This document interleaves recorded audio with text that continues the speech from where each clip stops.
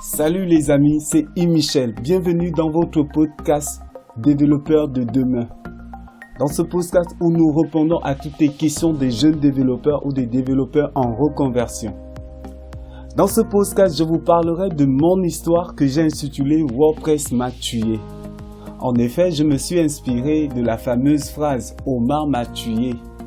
Pour ceux qui sont en France, ils connaissent bien l'histoire. L'histoire se passe en 1991 avec Ghislaine Marchal qui avait un jardinier qu'on appelait Omar. En effet, on a trouvé Ghislaine Marchal morte dans sa cave et à côté d'elle, il y avait une phrase écrite en sang « Omar m'a tué ». Donc tué avec ER à la fin et c'était une faute grave.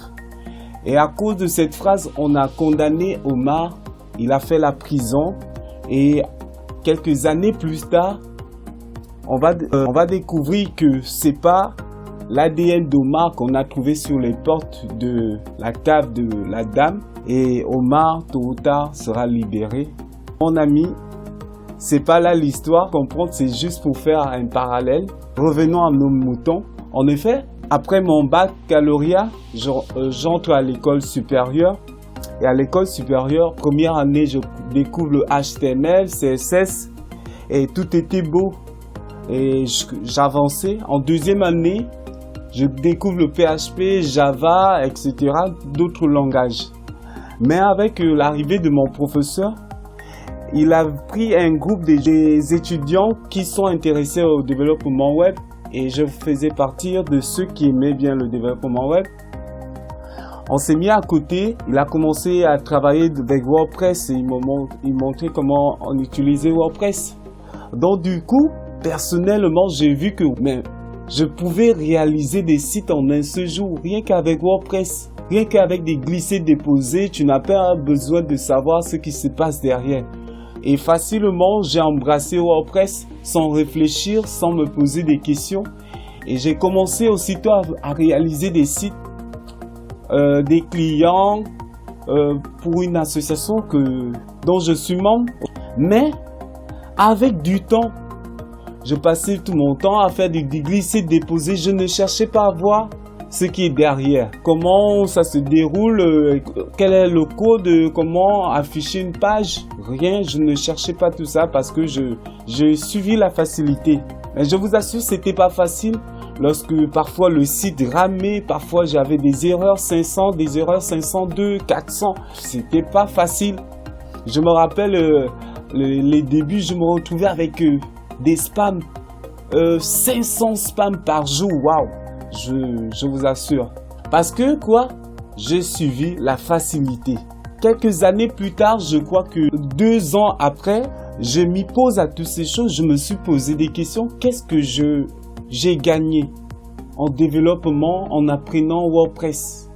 Personnellement, je me suis rendu compte premièrement que j'ai perdu le bilan que j'ai fait. J'ai perdu. Parce que pour moi, je pouvais apprendre le PHP simple. C'est vrai qu'à l'école, j'étais toujours là, il y avait le PHP, mais pour moi, ça ne me disait plus rien. Parce que j'avais déjà trouvé un outil pour moi qui peut m'aider, qui peut me faciliter le travail, qui peut m'aider à réaliser le travail facilement. Mais malheureusement, c'était vraiment pas évident avec WordPress. Donc, ces années plus tard, après ce bilan, je me suis dit, il faut que je mette pause. J'arrête de travailler avec WordPress, rien que du glisser-déposer. Parce que si je suis développeur, je dois comprendre ce qui se passe derrière. C'est-à-dire le PHP, le CSS, comment structurer les pages, comment créer une page, comment créer un template, comment créer un plugin. Et je me suis mis à travailler en créant mes pages, en exerçant. Et aujourd'hui, pas que je maîtrise parfaitement WordPress, je connais au moins un minimum. Telle erreur, je peux savoir là où c'est.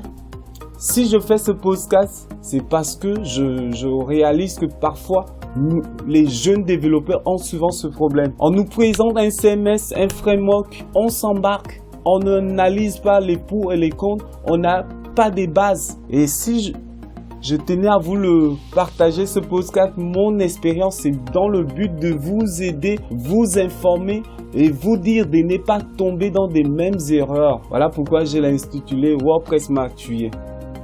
Regardons un peu WordPress aujourd'hui. Sur 100 sites qui sont sur le net, il y a au moins 30 sites qui sont faits avec WordPress. Pourquoi les gens choisissent WordPress? C'est parce que c'est facile.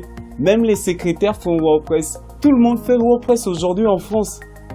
C'est juste pour te dire, toi qui es développeur, tu veux te lancer en tant que développeur, WordPress, juste glisser, déposer ne te suffit pas. Essaie de comprendre ce qui est derrière. Et c'est ce qui va faire la différence entre toi avec une secrétaire, entre toi avec ceux qui font le développement, rien que de glisser, déposer. Et voilà aussi, les amis, selon la dernière étude qui a été faite en 2019, sur 100% de CMS qui ont été piratés, 90% de CMS qui ont été piratés, tant pour moi, ont été faites par WordPress. Parce que quoi? Parfois, c'est des amateurs. Parfois, c'est des gens qui ne cherchent pas à comprendre derrière. Donc, personnellement, je vous encourage, si vous êtes jeune développeur ou bien en reconversion, ayez un peu du temps, regardez comment ça se passe derrière. Et je vous assure, vous n'allez pas regretter. Par contre, vous allez apprendre. C'est vraiment beau aujourd'hui ce que je vois avec WordPress. Non seulement parce que je passais mon temps à payer des templates, mais aujourd'hui, je peux créer un template personnel. Donc, je vous encourage en tant que jeune développeur, à travailler, à regarder le code. Ne courez pas après des frameworks, ne courez pas après des CMS. Ayez d'abord des bases. Si vous voulez faire du WordPress, comprenez du PHP, HTML, rien que ces bases, CSS. Si vous voulez faire de Laravel, comprenez des bases de PHP, l'objet, comment ça se passe. Et vous allez voir que ça va vous aider lorsque vous allez aborder des CMS, des frameworks. Donc les amis, voilà un peu cette histoire. Et au finish, je me rends compte que c'est pas WordPress qui est mauvais, c'est moi qui a mal abordé WordPress. Voilà pourquoi je dis WordPress m'a tué. C'est pas WordPress qui m'a tué, c'est moi. Je me suis mal pris. En tant que jeune développeur, je me suis lancé sans réfléchir. Et voilà pourquoi aujourd'hui, je dis WordPress m'a tué.